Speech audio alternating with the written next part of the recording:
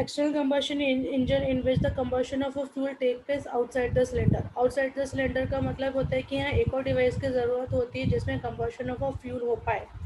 अब यहाँ पर जो इंजन होता है उसको कहा जाता है, external combustion engine is known as a steam engine. It means steam is as a use किया जाता है वर्किंग फ्लूइड, और उससे इंजन को चलाया जाता है या वर्क डन जनरेट किया जाता है। और स्टीम आपके एज अ फ्यूल आपको प्रोड्यूस करनी पड़ती है, मार्केट में ऐसे अवेलेबल नहीं होती है। इट मीन्स जो इंजन होता है वो सिर्फ आपकी स्टीम की हीट एनर्जी को मैकेनिकल एनर्जी में कन्वर्ट करता है, और वहाँ पे कोई बर्निंग प्रोसेस नहीं होती है, सिर्फ conversion of a heat energy to mechanical energy होता है। जबकि यहाँ पे जो बर्निंग प्रोसेस होती है वो आपकी बॉयलर के अंदर होती है, क्योंकि we required a steam as a fuel, और स्टीम को बनाने के लिए आपको एक ऐसा क्लोज वेसल चाहिए होता है जिसमें आप वाटर को एवोपरेट कर पाओ। वाटर एवोपरेट कब होगा? जब उसको हीट दी जाएगी। तो हम क्या करते हैं, एक टैंक लेते हैं या एक कंटेनर लेते हैं, उसमें वाटर को फिल कर देते हैं और नीचे से कोल के थ्रू उसमें हीटिंग प्रोसेस करते हैं। कोल जलता है या वुड जलता है, जो भी लोएस्ट चीप मटेरियल होता है उसको हम यहाँ पे यूज़ करते हैं, ताकि जो इन्वेस्टमेंट कॉस्ट हो वो आपकी कम हो जाए, या जो मटेरियल की कॉस्ट हो वो कम लगे। तो हमने यहाँ पे अगर वुड या कोल को जलाते हैं तो उससे हीट प्रोड्यूस होती है। उस हीट से वाटर क्या करता है, हीट गेन करता है and converted into a steam particles. तो boiler is a device in which the combustion of a fuel take place. Fuel वहीं जलता है, इंजन के अंदर नहीं जलता है, इसलिए इस इंजन को कहा जाता है external combustion engine in which the combustion of a fuel take place outside the cylinder. और आउटसाइड द सिलेंडर का मतलब होता है कि combustion of a fuel boiler के अंदर होता है, इंजन के अंदर नहीं होता है, इसलिए इसको कहा जाता है एक्सटर्नल कंबशन इंजन। तो डिफरेंस समझ में आ गया होगा कि एक्सटर्नल कंबशन इंजन क्या होता है। एक बार और बता देती हूँ। External combustion engine in which the combustion of a fuel take place outside the cylinder. इसमें आपके दो डिवाइसेस की आपको ज़रूरत पड़ती। एक सिस्टम कहलाता है बॉयलर, एक सिस्टम कहलाता है आपका इंजन। क्योंकि हम यहाँ पे conversion of a chemical energy into a work done करते हैं, तो दो चीज़ें हमें यहाँ पे करनी होती है। पहले हमें फ्यूल की एनर्जी को, केमिकल एनर्जी को हीट एनर्जी में प्रोड्यूस करना होता है, देन हम उसको हीट एनर्जी को मैकेनिकल एनर्जी में कन्वर्ट करते हैं। केमिकल एनर्जी को हीट एनर्जी में प्रोड्यूस करने के लिए बॉयलर का यूज़ किया जाता है, जिसमें burning of a fuel take place होती है। Conversion of a heat energy into mechanical work done वो इंजन के अंदर होता है, स्टीम इंजन के अंदर होता है, जिसमें आपको work done as a output के फॉर्म में मिलता है, जिससे आप किसी भी चीज़ को मूव करवा सकते हो या वर्क डन आउटपुट के फॉर्म में गेन कर सकते हो। तो इसमें जो वर्किंग फ्लूइड होता है वो स्टीम होता है, और इसका यूज़ आप टर्बाइन में, स्टीम के पावर प्लांट में, लोकोमोटिव बॉयलर्स में यूज़ कर सकते हैं। तो ये आपका इंट्रोडक्शन हो जाता है स्टीम इंजन का। इंट्रोडक्शन के बाद आता है आपका क्लासिफिकेशन ऑफ स्टीम इंजन। तो according to the basis of access of the engine, access of the engine दो तरीके की हो सकती है, horizontal engine or vertical engine. If the axis of a cylinder is placed horizontally, is known as a horizontal engine, and when the axis of the cylinder is placed vertically, is known as a vertical engine. On the basis of a engine speed, it has a three types: high speed, medium speed and low speed. High speed का मतलब है कि engine की speed जब 250 RPM से, revolution पर minute से ज़्यादा होती है, तो वो कहलाता है high speed engine. Medium speed का मतलब होता है जब स्पीड आपकी 100 टू 250 आरपीएम के बीच में हो। And slow speed in which the speed of a engine is below 100 RPM is known as a slow speed engine. अब अगर हम बात करते हैं थर्ड पॉइंट की, तो फर्स्ट टू पॉइंट्स में आपको इतना ज़्यादा एक्सप्लेन करने की ज़रूरत नहीं है। एक्सेस ऑफ द शेल पता है, दो एक्सेस होती है, एक्स एक्सेस और वाई एक्सेस। स्पीड में भी यहाँ पे उन्होंने नोटेशन दे दिया कि अगर स्पीड आपका क्रैंक की स्पीड अगर रिवॉल्यूशन पर मिनट इतना आ रहा है, तो आप हाई, मीडियम और लो का इजीली कैलकुलेट कर सकते हो। जो थर्ड पोर्शन है आपका, based on the type of steam action, double acting steam engine और सिंगल एक्टिंग स्टीम इंजन। इसका बेसिक डिफरेंस अगर यहाँ पे समझने के लिए है, वो ये होता है कि जब आपका इंजन सिलेंडर के अंदर एक ही वॉल्व होता है इनलेट के लिए, इट मीन्स कि ये आपका सिलेंडर है इंजन का, और इसमें यहाँ पर आपका इनलेट वॉल्व लगा हुआ है, और यहाँ पर आपका एग्जॉस्ट वॉल्व लगा हुआ है। पिस्टन हमेशा इनिशियली टीडीसी पर होता है, फिर वो बीडीसी की तरफ मूव होता है। जब हम वर्किंग स्टार्ट करते हैं तो आपका इनलेट वाल्व ओपन हो जाता है and steam is supplied from the boiler to the engine. Engine के अंदर जब स्टीम आती है तो पिस्टन को डिस्प्लेस करती है and piston can move from TDC to BDC. तो आपका क्रैंक का हाफ रिवॉल्यूशन कंप्लीट हो जाता है। When the piston move from BDC to TDC, तो वो क्या करता है, जो स्टीम अपनी वर्क डन जनरेट कर चुकी है, हीट एनर्जी को मैकेनिकल एनर्जी में कन्वर्ट कर चुकी है, एग्जॉस्ट वाल्व के थ्रू उसको बैकवर्ड मूवमेंट में बाहर निकाल देता है। इट मीन्स एक बार जब पिस्टन टीडीसी से बीडीसी पर आता है तो वर्क डन गेन होता है, जब पिस्टन बीडीसी से टीडीसी पर आता है तो आपकी एग्जॉस्ट प्रोसेस हो जाती है। तो ये इंजन कहलाता है आपका सिंगल एक्टिंग स्टीम इंजन। ये आपका हॉरिजॉन्टल भी हो सकता है, ये आपका वर्टिकल भी हो सकता है। लेकिन अगर मैं डबल एक्टिंग स्टीम इंजन की बात करूँ तो डबल एक्टिंग स्टीम इंजन हमेशा हॉरिजॉन्टल ही होगा, उसकी जो एक्सेस ऑफ द शेल होगी वो हॉरिजॉन्टल होगी। उसका रीज़न ये है कि वहाँ पे दो इनलेट वाल्व दिए जाते हैं, एक इनलेट वाल्व यहाँ पर दिया जाता है और एक इनलेट वाल्व आपको ऊपर या नीचे कहीं पे भी दे सकते हो, लेकिन अपोजिट डायरेक्शन में होता है। एक आपका एंट्रेंस पे होगा और एक आपका एग्जिट पर होगा, और जो एग्जॉस्ट वाल्व होता है वो इन दोनों के बीचों बीच कहीं पर दिया जाता है। अब इसका बेनिफिट ये होता है कि जब अगर डबल एक्टिंग स्टीम इंजन की बात करते हैं and piston is an inner dead centre, अंदर की तरफ होता है, तो आपका जब पिस्टन फॉरवर्ड मूवमेंट करता है तो आपका ए वाले वाल्व के थ्रू स्टीम आती है एंड वर्क डन जनरेट होता है।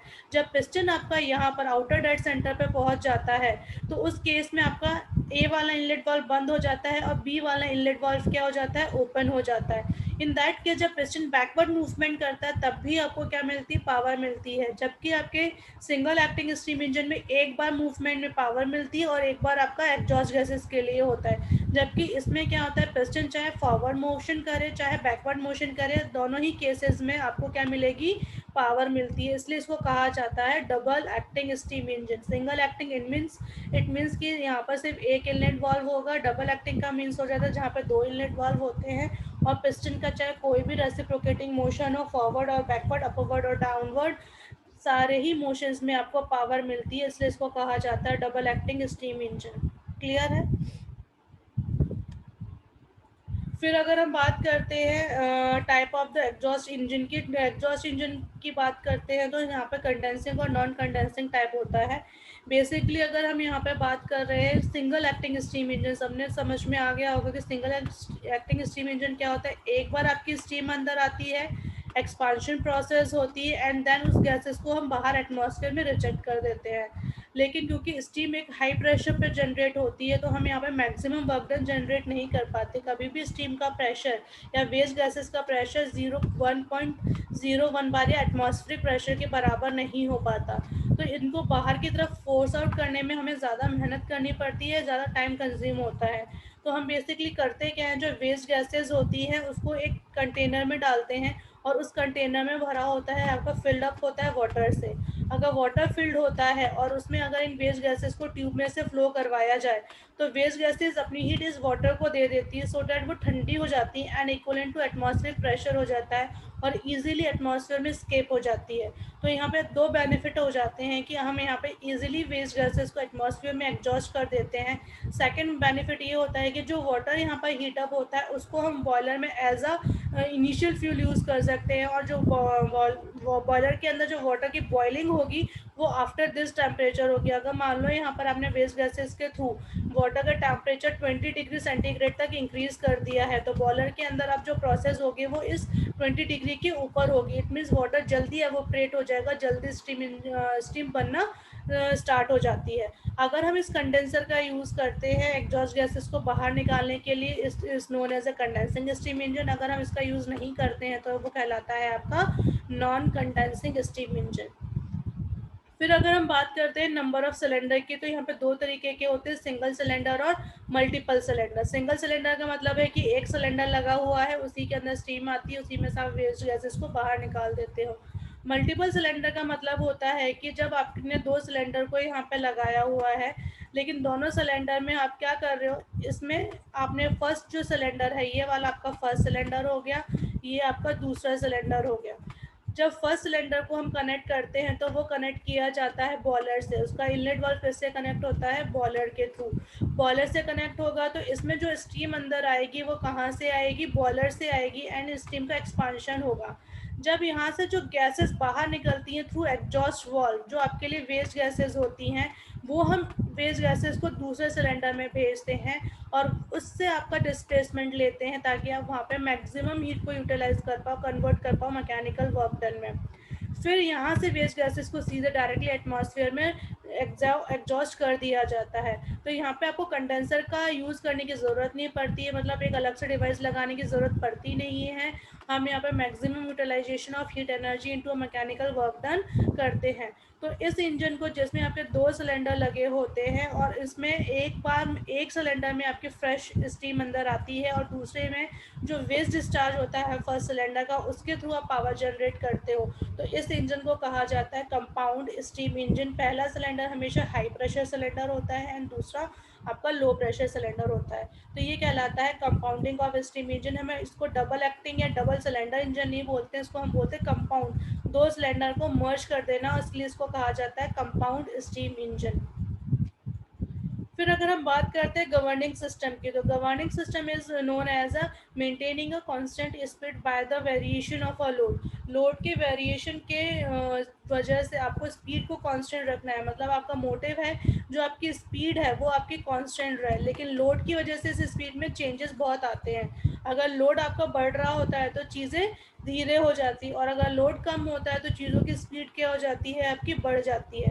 तो गवर्निंग सिस्टम वो सिस्टम होता है कि स्पीड को कांस्टेंट मेंटेन करने के लिए, चाहे लोड में कोई भी वेरिएशन हो रहा हो, चेंज हो रहा हो, हमें स्पीड को कांस्टेंट मेंटेन करना है। उस केस के लिए यहाँ पे जो सिस्टम यूज़ किया जाता है वो कहलाता है आपका गवर्निंग सिस्टम। अब गवर्निंग सिस्टम भी 2 तरीके से आपके स्पीड को कॉन्स्टेंटली मेंटेन करते हैं। पहला कहलाता है थ्रोटल गवर्निंग सिस्टम एंड दूसरा कहलाता है cut off governing system. In first case throttle governing system में अगर स्पीड यहाँ पर आपकी है 200 आरपीएम, आपको ये स्पीड कांस्टेंट मेंटेन करनी है, और आप यहाँ पे जो लोड यहाँ पे आपने लगाया हुआ है वो 10 केजी का है, और जो स्टीम आपने यहाँ पे सप्लाई की है उसका प्रेशर भी मान लो आपने 10 बार लिया हुआ है। ये आपकी एक आइडियल कंडीशन या कांस्टेंट कंडीशन है। लेकिन अगर लोड में इंक्रीज होता है, लोड अगर आपका 20 केजी होता है, तो आपका स्पीड में क्या चेंज आएगा, स्पीड आपकी क्या होने लगेगी, डिक्रीज होने लगेगी। तो यहाँ पे हमें स्पीड कितनी मेंटेन करनी है, 200 ही मेंटेन करनी है, चाहे लोड आपका बढ़ रहा हो चाहे लोड आपका कम हो रहा हो।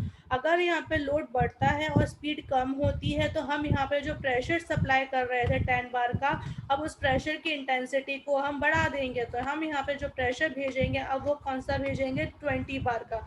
जैसे ही 20 बार हाई प्रेशर की स्टीम स्टैंड की 20 केजी के लिए भेजी जाएगी तो अपने आप स्पीड क्या हो जाएगी, कंपनसेट होकर आपकी पुरानी वाली स्पीड या कॉन्स्टेंट स्पीड पे पहुंच जाएगी। इट मीन्स कि चाहे आपका लोड में कोई भी चेंजेस हो रहा हो, स्पीड को कांस्टेंट मेंटेन रखने के लिए आप इनटेक प्रेशर को क्या कर रहे हो, स्टीम के प्रेशर को चेंज करते हो।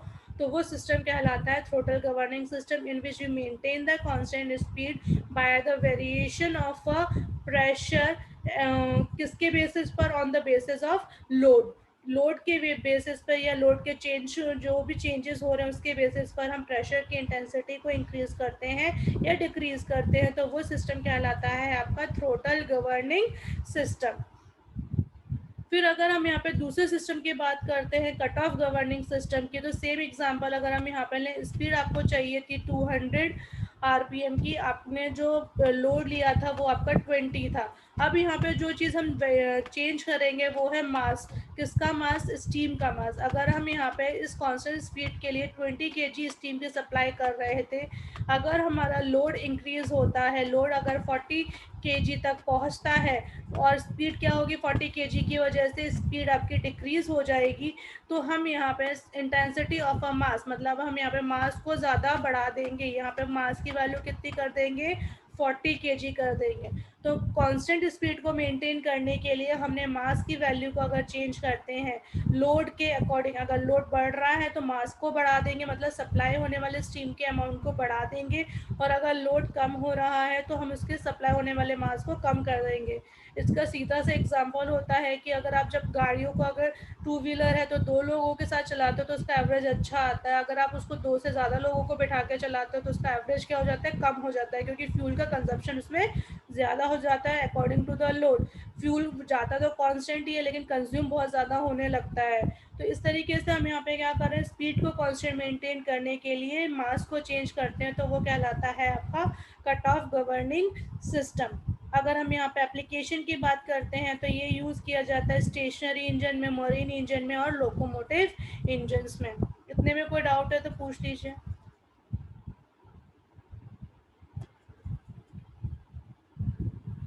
मैम थ्रोटल कवर इंजन एक बार फिर से समझा दीजिए। Throttle governing system in which we maintain the speed with the variation of a load. Heat को जो स्टीम सप्लाई कर रहे हो उसकी प्रेशर की इंटेंसिटी को हम बढ़ा देते हैं, उसको ज़्यादा गर्म हवा को भेजते हैं। उससे क्या होगा, ज़्यादा अमाउंट वाली या ज़्यादा टेम्परेचर प्रेशर वाली स्टीम अंदर आएगी तो उसके पास हीट की इंटेंसिटी ज़्यादा होगी। हीट की इंटेंसिटी ज़्यादा होगी तो लोड के बढ़ने से ज़्यादा प्रेशर वाला ज़्यादा प्रेशर वाली स्टीम उस लोड के अकॉर्डिंग उसको बैलेंस करेगी, सो दैट आपकी स्पीड क्या हो जाएगी, कांस्टेंट हो जाएगी। तो थ्रोटल गवर्निंग सिस्टम जिसमें कि हम प्रेशर को चेंज कर देते हैं, इनटेक होने वाले प्रेशर को चेंज करते हैं तो वो थ्रोटल गवर्निंग सिस्टम हो जाता है, मास को चेंज कर देते हैं तो वो कट ऑफ गवर्निंग सिस्टम हो जाता है। और किसी को कोई डाउट है? अगर हम पार्ट्स की बात, कुछ पूछ रहे हैं कोई? No ma'am.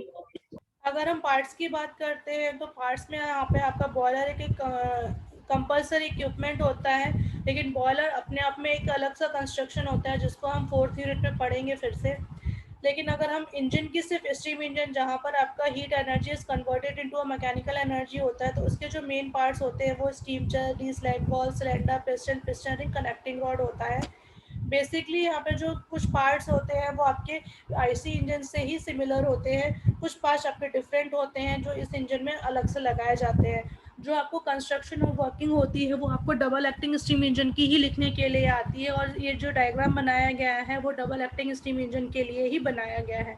मैं वर्किंग और एज वेल एज आपको पार्ट्स दोनों ही एक साथ समझा रही हूँ। अगर हम यहाँ पे बात करते हैं इस डायग्राम की, तो यहाँ पे जो ये ऊपर वाला जो पोर्शन दिख रहा है आपको, ये वॉल्व दिख रहा है, ये पाइप होता है आपके बॉयलर से कनेक्ट। बॉयलर क्या होता है, जहाँ पर आपकी स्टीम बनती है। इट मीन्स यहाँ से बॉयलर क्या करता है, स्टीम की सप्लाई करता है सिलेंडर के अंदर, लेकिन सिलेंडर अंदर की तरफ लगा होता है। अब हम यहाँ पे क्योंकि स्टीम क्या हो रही है, एक जगह प्रोड्यूस हो रही है एंड ट्रेवल करके, डिस्टेंस ट्रेवल करके सिलेंडर यहाँ पर आती है, तो पहले हमें यहाँ पे एक सफिशिएंट अमाउंट ऑफ स्टीम को इकट्ठा करते हैं, कलेक्ट करते हैं, देन वो सिलेंडर के अंदर सप्लाई करते हैं। अदरवाइज क्या होगा कि पिस्टन के ऊपर अनबैलेंसिंग फोर्स बहुत ज़्यादा बढ़ेगा, धीरे धीरे स्टीम का अमाउंट आगे बढ़ता जाएगा, तो वहाँ पे अनबैलेंसिंग के और वाइब्रेशन के चांसेस बहुत बढ़ जाते हैं। तो उस वजह से हम क्या करते हैं, सबसे पहले यहाँ पर इसको स्टीम चेस्ट में इकट्ठा करते हैं। बॉयलर से जो भी स्टीम आती है, ये यहाँ पे ये जो वाइट पोर्शन दिख रहा है ये कहलाता है आपका स्टीम चेस्ट, जिसमें कि सबसे पहले बॉयलर से आने वाली स्टीम आकर इकट्ठा होती है। और इस स्टीम चेस्ट के नीचे की तरफ आपका सिलेंडर वाला पोर्शन होता है। क्योंकि ये डबल एक्टिंग स्टीम इंजन है तो इसमें 2 इनलेट वाल्व होते हैं। एक इनलेट वाल्व ये वाला है ए, एंड दूसरा इनलेट वाल्व है आपका बी, और बीच में ये जो दिया हुआ है वो कहलाता है आपका एग्जॉस्ट वाल्व। तो ये डायग्राम किसके लिए बन जाता है, आपके डबल एक्टिंग स्टीम इंजन के लिए बन जाता है। अगर हम पार्ट्स की बात करें तो सिलेंडर सब जानते हैं, piston, connecting rod, crank shaft, fly wheel, ये सब आप आईसी इंजन में पढ़ चुके हैं। लेकिन यहाँ पे जो नई टर्म्स यहाँ पे यूज़ हो रही है वो है इसेंट्रिक रॉड। बेसिकली क्रैंक क्या काम करता है, क्रैंक काम करता है कि पिस्टन की रेसिप्रोकेटिंग मोशन को एब्जॉर्व करता है एंड कन्वर्ट करता है रोटेटरी मोशन में, ताकि हम उसको रिवॉल्यूशन पर मिनट में इजीली कन्वर्ट कर पाएँ और स्पीड को कैलकुलेट कर पाए। तो सेम जो आपका इसेंट्रिक होता है वो इसी क्रैंक से कनेक्टेड होता है। इट मीन्स ये क्रैंक का रोटेटरी मोशन को एब्जॉर्व करता है and converted into a reciprocating motion. ये क्रैंक के जस्ट अपोजिट काम करता है, मतलब ये रोटेटरी मोशन को एब्जॉर्व करता है एंड कन्वर्ट करता है रेसिप्रोकेटिंग मोशन में।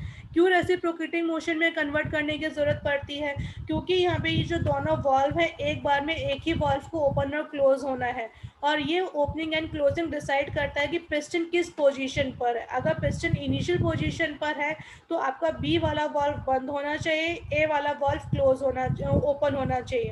अगर पिस्टन आपका बाहर वाली पोजीशन पर है तो आपका ए वाला वॉल्व क्लोज होना चाहिए, बी वाला वॉल्व ओपन होना चाहिए। इट मीन्स पिस्टन का पोजीशन आपका डिसाइड कर रहा है कौन सी वॉल्व ओपन एंड क्लोज हो।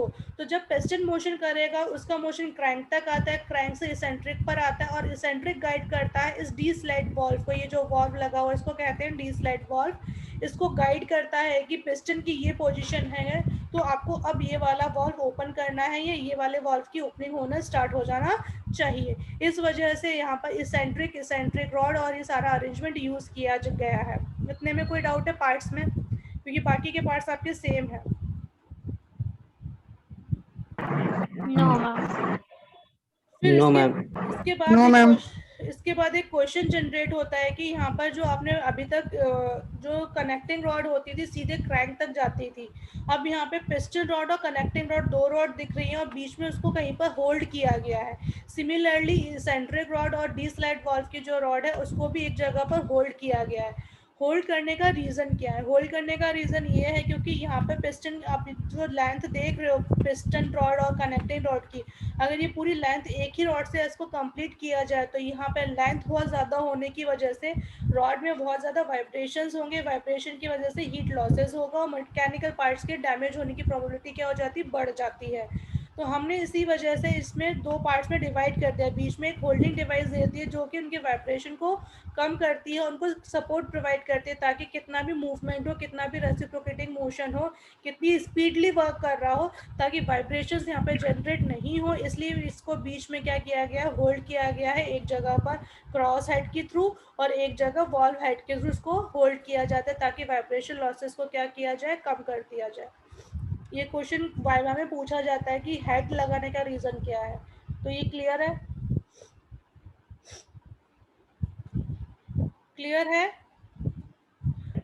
Yes ma'am. अब यस। अगर हम यस इसकी मैम। वर्किंग की बात करते हैं तो सबसे पहले बॉयलर के थ्रू स्टीम आके स्टीम चेस्ट में इकट्ठी होती है और हमेशा जो आपका पिस्टन की पोजीशन होती है, अगर ये हॉरिजॉन्टल है तो हॉरिजॉन्टल में आपकी पोजीशन क्या कहलाती है, अंदर की तरफ है तो वो आईडीसी हो जाता है, इनर डेड सेंटर, और बाहर की तरफ है तो वो क्या कहलाता है, आपका आउटर डेड सेंटर। ये हम पहले भी टर्म्स में पढ़ चुके हैं। तो जब हॉरिजॉन्टली प्लेस्ड है तो पिस्टन हमेशा पहले इनर डेड सेंटर की तरफ होता है। इट मीन्स आपका इनलेट वाल्व ए ओपन होता है एंड एग्जॉस्ट वाल्व और ये जो बी वाल्व है वो डी स्लाइड वाल्व के थ्रू कवर अप रहते हैं। जब स्टीम सप्लाई होती है तो स्टीम चेस्ट से होते हुए वो पिस्टन के ऊपर आती है। पिस्टन के ऊपर आने के बाद वो पिस्टन के ऊपर क्या डालती है, फोर्स डालती है। फोर्स डालती है तो पिस्टन क्या करता है, आईडीसी से ओडीसी की तरफ का मूवमेंट करता है। जब आईडीसी से ओडीसी की तरफ का मूवमेंट करेगा तो ये पूरा का पूरा सिस्टम आगे की तरफ फॉरवर्ड मोशन करेगा। फॉरवर्ड मोशन करेगा तो वो मोशन कहाँ जाएगा, इस क्रैंक तक जाएगा। इस क्रैंक का मोशन कहाँ ट्रांसफर होगा, इसेंट्रिक पे ट्रांसफर होगा। इसेंट्रिक क्या करेगा, इसको रोटेटरी मोशन को रेसिप्रोकेटिंग मोशन में कन्वर्ट करके इस डी स्लैट वॉल्व को कहाँ फोर्स करेगा, फॉरवर्ड डायरेक्शन में मोशन देगा। इट मीन जब हम वर्किंग लिखेंगे तो यहाँ पे दो पैराग्राफ आएंगे। फर्स्ट पैराग्राफ में फॉरवर्ड मोशन होगा जिसमें पिस्टन का डिस्प्लेसमेंट होता है आईडीसी से ओडीसी की तरफ और स्टीम की एनर्जी को हम मैकेनिकल एनर्जी में कन्वर्ट करते हैं, क्रैंक तक पहुँचाते हैं ताकि आपका मैकेनिकल वर्क डन जनरेट हो जाए। लेकिन क्रैंक से इसेंट्रिक के कनेक्ट होने की वजह से डी स्लैट वाल्व की पोजीशन क्या हो जाती है कि वो आगे की तरफ फॉरवर्ड मोशन करता है एंड ए वाल्व को क्लोज कर देता है एंड बी वाल्व को क्या करेगा, ओपन करेगा। ये कॉन्सेप्ट क्लियर हुआ?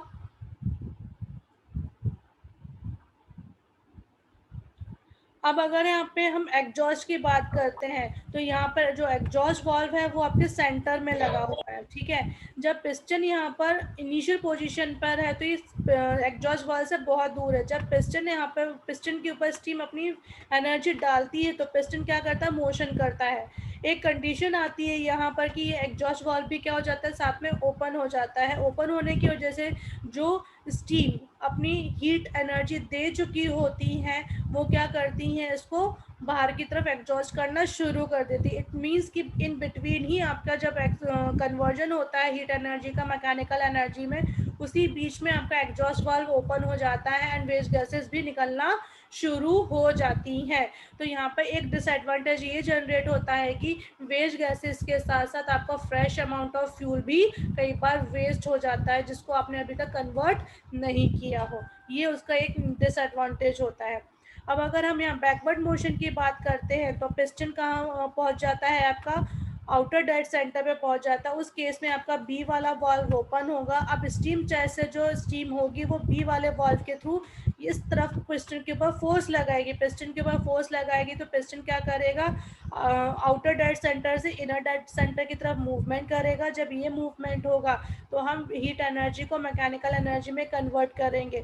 जब पिस्टन आपका बैकवर्ड मूवमेंट करता है तो आपका क्रैंक तक वो रिवॉल्यूशन पहुंचेगा, इसेंट्रिक उसको ऑकर्स करेगा, ये लेगा और वो फिर से डी स्लाइड वाल्व को अपनी तरफ खींच के कौन से वाल्व को ओपन करेगा, ए वाल्व को ओपन करेगा एंड बी वाल्व को वो क्लोज करेगा। तो इस तरीके से आपके डबल एक्टिंग स्टीम इंजन की वर्किंग होती है, और यही वर्किंग आपको लैब में भी लिखने के लिए पड़ेगी, यही वर्किंग आपको एग्जाम में लिखने के लिए भी आती है। और अगर आपका ऑफलाइन वाइवा होता है तो आपको एक एक्सपेरिमेंट लिखना पड़ता है विद वर्किंग और नीट एंड क्लीन डायग्राम।